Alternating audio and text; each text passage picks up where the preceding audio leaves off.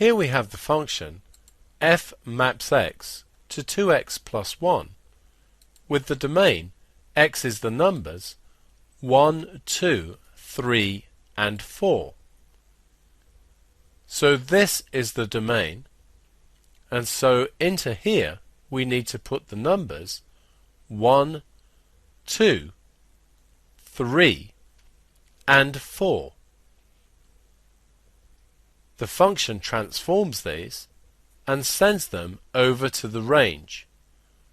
1 will be mapped over to 3, 2 will be mapped to 5,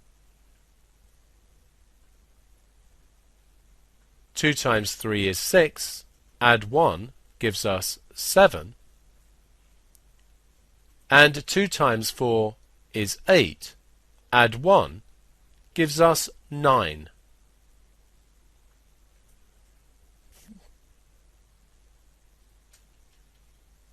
We want to introduce the concept of an inverse function. An inverse function has to do the reverse of the function. In other words, for the inverse function, this will be the domain, and it will map these values back to their original values, so completely undoing the function. This then is the range for the inverse function. This relationship is crucially important. The domain for the original function is the same as the range for the inverse function. The range of the original function is the same as the domain for the inverse function. This must be remembered. It is an extremely important relationship. We're now going to try to find the inverse function.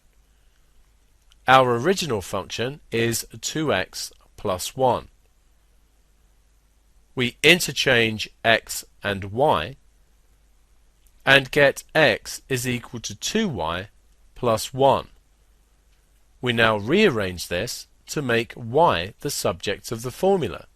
So 2y is equal to x minus 1, and then dividing both sides by 2 gives x minus 1 over 2.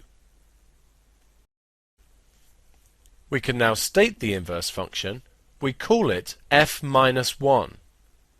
And f minus 1 maps x to x minus 1 over 2, as we found, and its domain is the same as the range for the original function, so its range is x belongs to 3, 5, 7 and 9.